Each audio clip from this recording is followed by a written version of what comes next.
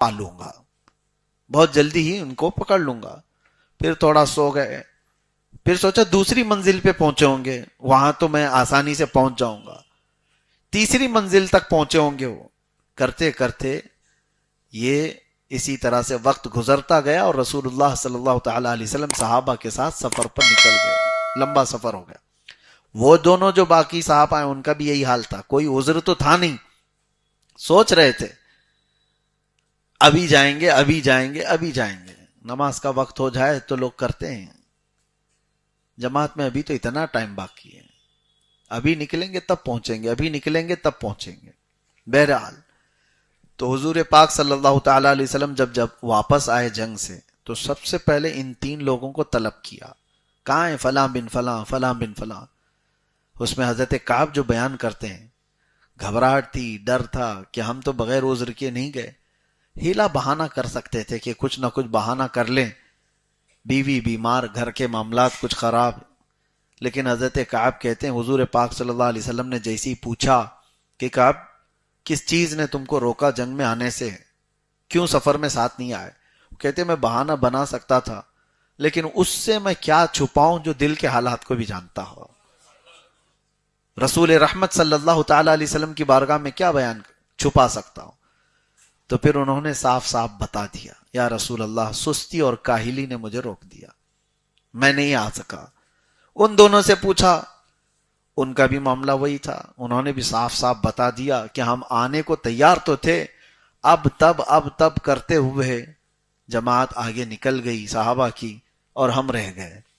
حضور پاک صلی اللہ تعالی علیہ وسلم نے کیا فرمایا؟ پورے مدینے والوں کو حکم ہوا کہ ان تینوں کا مکمل بائیکاٹ کر دیا جائے، ان سے کوئی نہ ملاقات کرے گا، نہ ان کے ساتھ کوئی لین دین، کھانا پانی کچھ نہیں ہوگا۔ اور صحابہ اکرام رضوان اللہ تعالی علیہ مجمعین وہ حضور کی بات پر تو ایسے عمل کرنے والے، وہ سیسا پلائی دیوار تھے، ایک حکم آ جانے پر 50 سال پرانی شراب کے مٹکے توڑ دیے تھے۔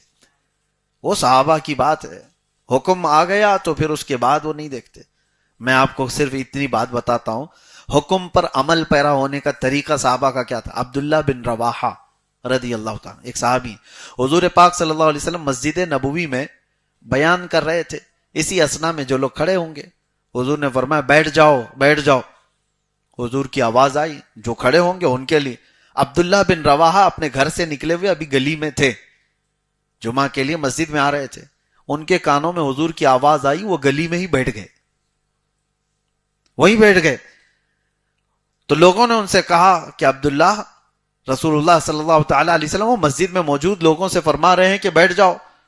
حضرت عبداللہ بن رواحہ کہتے ہیں میرے کانوں میں رسول اللہ کی آواز آ گئی بیٹھ جاؤ، اگر میں کھڑا رہا اس کے بعد تو پھر غداروں میں شمار نہ ہو جائے، نافرمانوں میں میرا شمار نہ ہو جائے۔ اور اس کے بعد ایسی ہی گھسٹتے گھسٹتے مسجد تک آئے، کھڑے نہیں ہوئے۔ تو صحابہ کے عمل کا طریقہ تو یہ تھا، ایک بار اگر کہہ دیا جائے بائیکاٹ تو یہ نہیں کہ چوری چھپے کوئی بات کر لی جاتی، نہیں، وہ تو اتنے سخت تھے معاملات میں۔ انس بن نزیر ایک صحابی ہیں، حضور صلی اللہ علیہ وسلم ان کے گھر گئے اور راز کی کچھ باتیں ان سے ہوتی تھی۔ مکہ سے ایک لیٹر آیا تھا، جنگوں کی تیاریاں کر رہے تھے مکہ والے، اس میں لکھا ہوا تھا کہ کیا کیا تیاریاں ہو رہی۔ حضور صلی اللہ علیہ وسلم نے انس بن نزیر سے کہا پڑھ کے سناؤ، تو انہوں نے پڑھا، سنایا، اور حضور نے فرمایا بند کرو، یہ تیرے اور میرے بیچ میں راز ہے، کسی کو بتانا نہیں۔ ہو گئی بات، یہ فائنل ہے۔ صحابی رسول کو جب یہ بات مل گئی، لیکن حضرت انس بن نزیر کے بارے میں بتایا جاتا ہے وہ اپنی بیوی سے بہت محبت کرتے تھے، عشق کرتے تھے، عشق کے درجے تک اپنی بیوی سے محبت کرتے تھے۔ ان کی بیوی ان کی بڑی محبت کی حامل تھی۔ بہرحال ہوا یہ کہ رسول پاک صلی اللہ علیہ وسلم جیسے ہی ان کے گھر سے گئے، ان کی بیوی سامنے آئی، کہا انس، رسول اللہ صلی اللہ علیہ وسلم آئے تھے، کیا بات ہو رہی تھی؟ عشق اپنی جگہ، محبت اپنی جگہ بیوی کا۔ انس بن نزیر نے کہا نہیں، وہ بات نہیں بول سکتا جو رسول اللہ نے کہا کہ راز ہے، وہ نہیں بول سکتا۔ انہوں نے کہا مجھ سے بھی چھپاؤ گے، مجھ سے بھی چھپاؤ گے، اتنی محبت کرتے ہو، اتنا عشق کرتے ہو؟ کہا وہ تمہارا مقام الگ ہے، یہ بات چل رہی تھی، اسی میں بیوی نے کہہ دیا میں نے تو سن لیا ہے دیوار کے پیچھے سے کیا بات ہو رہی تھی، مکہ سے خط آیا ہے، مکہ والے جنگوں کی تیاری کر رہے ہیں۔ او اتنا سننا تھا، سیدھے انس بن نذیر جا کے گلا پکڑ لیا اپنی بیوی کو، اور گلا پکڑ کر کے رکھے کہ میں تجھے نہیں چھوڑ سکتا، کیونکہ میرے اور رسول اللہ کے راز کا افشا میں برداشت نہیں کر سکتا۔ وہ اپنا گلا چھوڑانا چاہ رہی ہیں لیکن یہ چھوڑ نہیں رہے، اور اسی طرح سے گردن پکڑ کر کے رسول اللہ تک لے کر کے آئے، جس سے بے حد محبت کرتے ہوں۔ آ کر کے نبی پاک صلی اللہ علیہ وسلم سے عرض کیا کہ آقا، آپ کا یہ غلام آپ کے راز کی حفاظت کر رہا تھا، لیکن دیوار پیچھے سے اس خاتون نے سن لیا، اگر آپ کا حکم ہے تو اس کو میں ختم کر دوں۔ رسول پاک صلی اللہ تعالی علیہ وسلم رحمت للعالمین ارشاد فرماتے ہیں انس چھوڑ دو، وہ بھی میری صحابیہ ہے، وہ راز کی حفاظت کرے گی۔ اس کے بعد ہاتھ چھوڑ دیا، پھر مسکرا کر اپنی بیوی سے کہا یہ رشتہ الگ ہے اور وہ محبت الگ ہے۔ میرے آقا صلی اللہ تعالی علیہ وسلم کا حکم جہاں آ جائے تو پھر کوئی رشتہ نہیں ہے۔ یہ صحابہ کا معمول تھا۔ تو یہ تین صحابہ کو جیسی حضور نے ایک بات میں کہہ دیا مدینے میں کہ ان تینوں کا بائیکاٹ، بیویوں نے بات کرنا چھوڑ دیا، ان کے بھائیوں نے، ماں باپ نے، کہ اللہ کے نبی کا فرمان ہے تم سے بات نہیں کر سکتے۔ حضرت کعب کہتے ہیں زندگی اتنی کٹھن ہو گئی تھی، سخت ہو گئی تھی کہ جس کو دیکھو منہ پھیر رہا ہے، کوئی بات کرنے کو تیار نہیں۔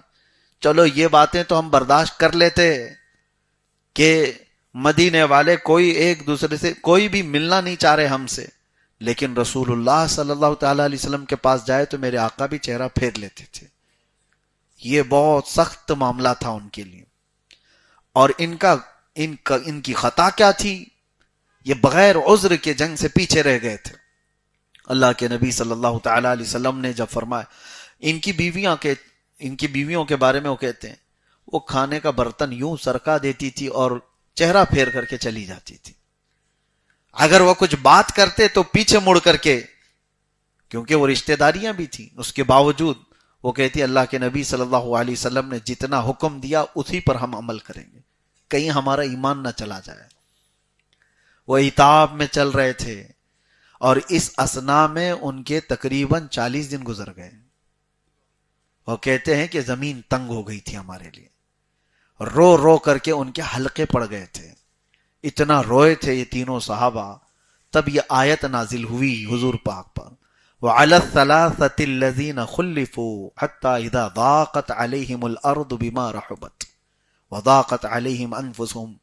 اللہ فرماتا ہے وہ تین لوگ جو حضور پاک صلی اللہ علیہ وسلم کی جماعت سے پیچھے رہ گئے، ان پر زمین تنگ ہو گئی تھی، تو اس کا نبی پاک صلی اللہ تعالی علیہ وسلم نے بائیکاٹ کا حکم دیا، سارے مدینے والوں نے ان کو تنہا کر دیا، چھوڑ دیا۔ ثم تاب علیہم لیتوبوا ان اللہ هو التواب الرحیم۔ اللہ فرماتا ہے پھر جب انہوں نے سچی توبہ کی تو اللہ نے ان کی توبہ قبول فرمائی۔